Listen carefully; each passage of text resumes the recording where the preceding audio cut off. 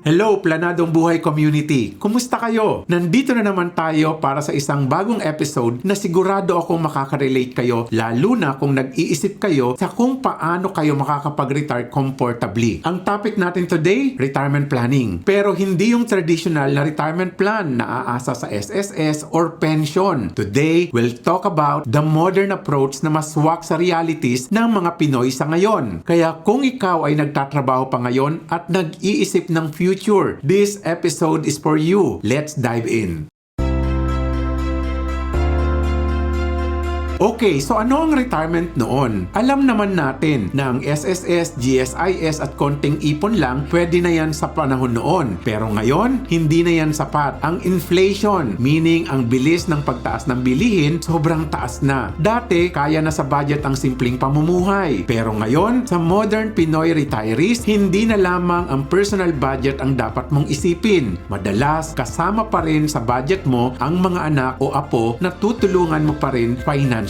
Kung hindi natin mapaghahandaan ang reality na yan, pwede tayong mahirapan sa dulo. Kaya kailangan nating baguhin ang paraan ng pag-iisip about retirement. So, ano ang modern approach? Kailangan natin ng comprehensive plan. Hindi lang sapat ang isa o dalawang source ng income. Kailangan ng multiple income streams. First, dapat may investments tayo. Pwedeng sa stocks, sa bonds, or businesses. Hindi natin kailangan mag-rely lang sa iisang income source kasi yun ang pinaka-risky na approach. Second, health insurance at long-term care. Mas mahaba ang buhay ng mga Pilipino sa ngayon. Pero kasama sa haba ng buhay, ang tumataas din na gastos sa health. Kaya kailangan meron tayong pondo para sa mga biglaang gastos or emergencies. Third, gamitin ang mga digital financial tools na available sa ngayon. Kung dati kailangan mo pang pumila sa bangko para mag-invest, ngayon pwede na through apps. From UITFs to mutual funds, pati mga digital banks nariyan para tulungan tayong palaguin ang retirement fund natin.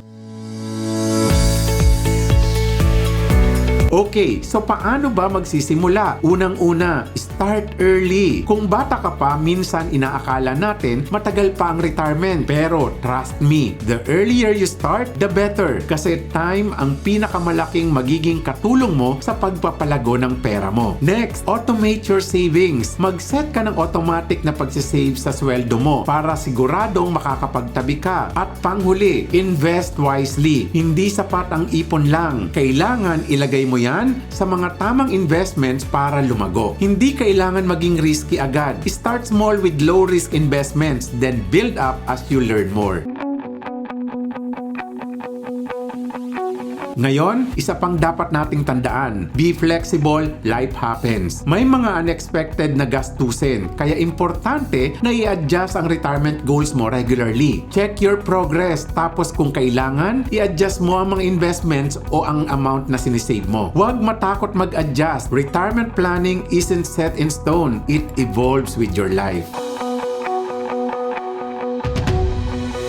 Lastly, kahit may access tayo sa mga digital tools at ang daming available ng mga information online, importante pa rin ang kumonsulta sa isang financial planner. Kasi hindi lahat ng strategies applicable sa bawat tao. Your financial goals are unique, so make sure you get your personalized advice. Remember, having a pro guiding you through the process will make all the difference. Kaya mga kaplanado, hindi kailangan maging stressful ang retirement planning. Ang modern approach is all about being prepared, dynamic, and practical. The earlier your plan, the better ang outcome mo. Hindi ito sprint, it's a marathon. So start planning now para you can enjoy later. Maraming salamat sa inyong lahat. Don't forget to share this video with your friends and family para lahat tayo well prepared for the future. See you in the next episode of Planadong Buhay. Tandaan, maunlad ang pamumuhay sa Planadong Buhay.